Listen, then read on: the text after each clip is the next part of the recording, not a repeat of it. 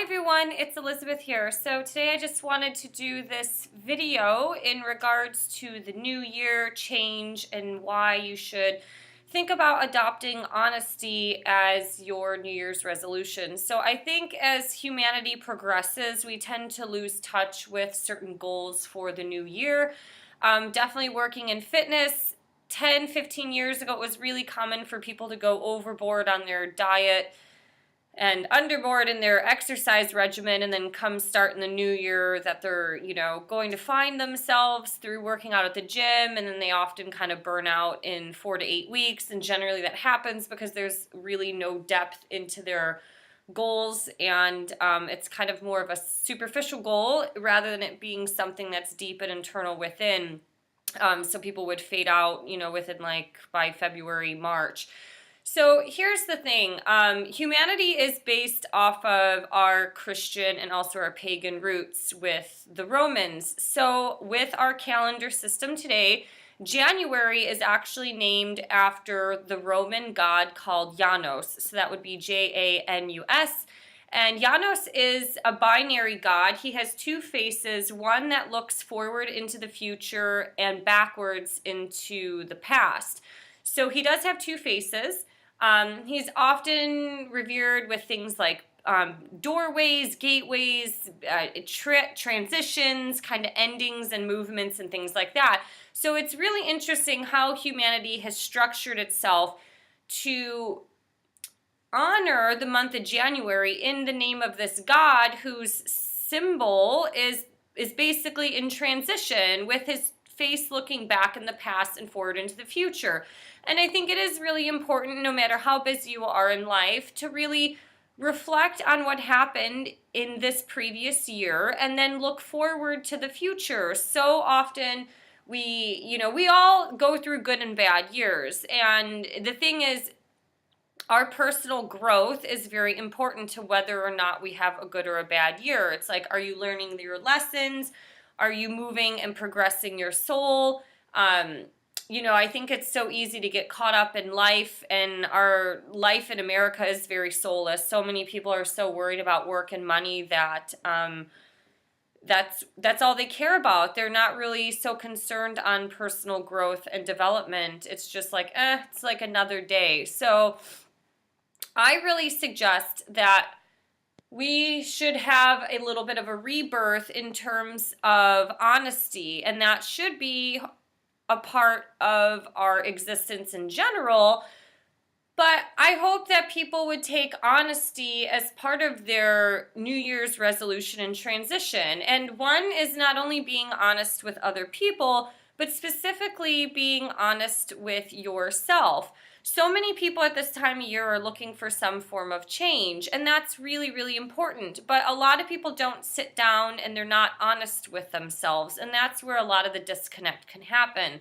It's so easy to go and blame society. It's easy to point your fingers and blame other people. But if you find yourself in the same patterns, in the same situations all the time, you kind of have to be honest with yourself. What are you contributing to it? Have you gone through chronic failed relationships through the years? Maybe some of it is part of your behavior. Some of it's probably lack of communication. But are you choosing the wrong type of people in your life? I think those things happen quite often. And as we develop through 2019, humanity is going through a shift. And honesty is something that is really, really important today, especially because we live in a world of false friends and false relationships. I had a conversation with somebody at a Christmas party. He's from India and he works on dating apps. And he was mentioning that there are a lot of fake profiles on dating apps, in addition to there's so much algorithm. And there's so many algorithms that go into dating apps that they actually make you not successful at first just so they keep you as a customer and keep your money coming in. And that's really horrible because, a lot of people today, they say that dating apps are horrible and it makes them feel gross and things like that. And when you start to look at the business aspect of it, it's like love is a business. And some of these developers, it's like the longer you spend on the app or the more money you spend on like a higher tier or more money on the platform in general, you have a higher odds of meeting somebody that is within your match. And that I think is really weird.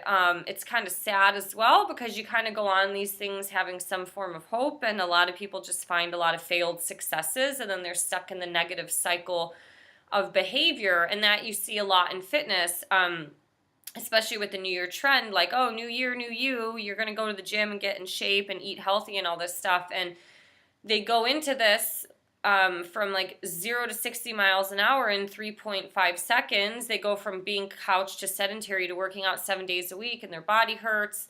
They're tired, they're exhausted, nothing's moving in their body. People are so absolutely disconnected with their physical body, but also their soul. And that's why so many things, I think, are failing today, especially because we live in such a superficial society. So I think honesty is a really important thing, and I think it's being honest with yourself. Can you look in the mirror and be honest with yourself and judge your character without judgment?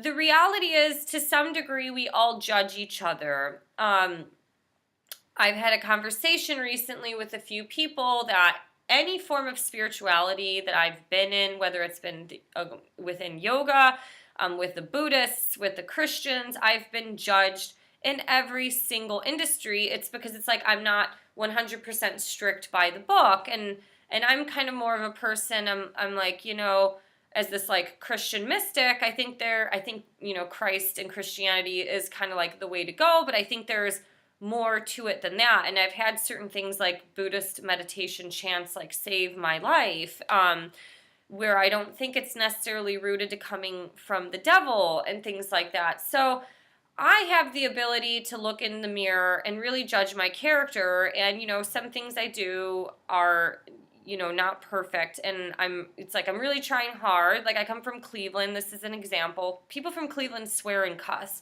It's not attractive. It's not that feminine. I get it. And these things happen. A lot of things happen subconsciously.